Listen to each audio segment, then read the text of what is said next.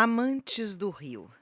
Estamos finalizando o mês de maio, ainda contando os mortos e desaparecidos da catástrofe climática que sacudiu o estado. Por mais que estejamos abalados com as inundações de quase um mês, o cenário seja de pós-guerra, as perdas incalculáveis e os desafios enormes, sinto que passamos para uma nova fase deste desastre. As pessoas encaram com mais disposição a inevitável volta para casa, a maioria completamente destruída, tendo que contabilizar os prejuízos e pensar em soluções provisórias para retornar ao antigo lar, mesmo que essa designação não esteja à altura do novo cenário. Caminhões com água, comida, roupas, colchões e remédios continuam chegando para repartir com o estado inteiro. Afinal, dos 497 municípios, 441 foram atingidos em maior ou menor escala, gerando um rastro de destruição e dor por toda parte.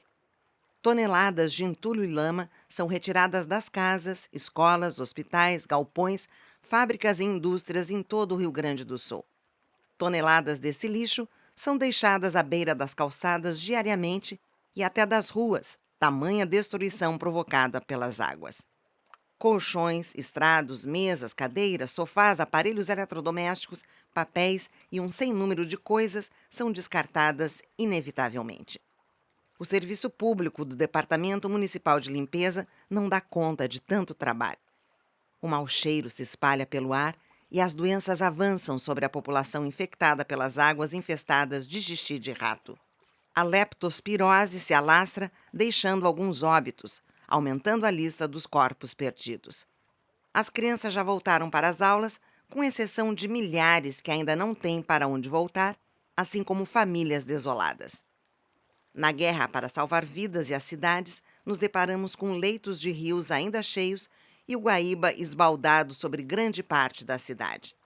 Mas o problema nunca foram os rios, mas o que fizemos com eles, destruindo cabeceiras, matas ciliares, banhados e aterrando grande parte de suas encostas. A destruição sistemática dos biomas naturais trouxe seca e desequilíbrio, gerando condições para intensificar a força deste terrível evento climático.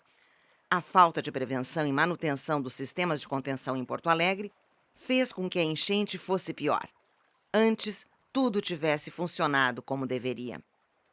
Lembro de que fui uma criança criada à beira do rio Guaíba. Naquela época o chamávamos de rio e não de lago, como atualmente. Aqui em Ipanema, onde voltei a morar com a família, ficava a casa dos meus avós maternos, onde eu e meu irmão Fernando íamos frequentemente à praia, tomar banho de rio e fazer castelos de areia com a minha avó Ema ou os meus pais. Uma convivência pacífica e agradável junto à natureza, entre ruas arborizadas e uma vizinhança afável. Nadávamos à vontade em suas águas mornas no verão e assistíamos às suas ondas nos tempos de outono e inverno. Quando saímos das Três Figueiras e viemos para a Pedra Redonda com meus pais, eu costumava pescar lambari com vara e anzol. Depois, na Casa Nova, no Jardim Isabel, a vista dava para o rio Guaíba, majestoso com as suas águas mansas numa paisagem encantadora. Eu e minhas amigas andávamos de puxe pelas ruas do bairro e, não raro, passeávamos na orla de Ipanema para admirar o rio.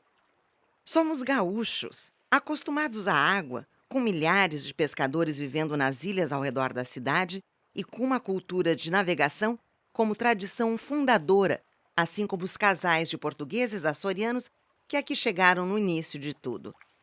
Somos ainda mais antigos, herdeiros dos indígenas que habitavam diversas regiões do estado e nomearam a maioria dos seus rios, lagoas e afluentes. Amamos as nossas águas e regiões alagadas, como a imponente Lagoa dos Patos, com a sua notável e expressiva biodiversidade. Temos a região do Cais do Porto, nos lembrando sempre que temos água nas veias e que precisamos retornar à rota de navegação de modo prudente e inteligente. Embora tenhamos tratado com tanto descaso a nossa fauna, flora e águas, somos um continente humano vocacionado para a água, para os rios e mares tão familiares. Não é possível que esqueçamos tamanho compromisso com as nossas raízes aquáticas em nome do progresso violentador e obsceno. Em nome da nossa própria sobrevivência, precisamos urgentemente retornar aos sábios valores de nossos antepassados indígenas que cuidavam da natureza, pois sabiam-se parte dela. Que os nossos governantes aceitem a ciência e as previsões baseadas em estudos sérios e dados concretos para conviver pacificamente com os recursos naturais, interagindo com o meio ambiente de modo harmonioso e sustentável. Que a gente volte a passear nas margens do nosso amado Rio Lago Guaíba em breve, observando os veleiros e jet skis, admirando a paisagem banhada pelo pôr do sol e, em fevereiro, assistindo aos barcos enfeitados, levando oferendas e flores a Iemanjá, Nossa Senhora dos Navegantes, com respeito e amor. Porto Alegre, 30 de maio de 2024.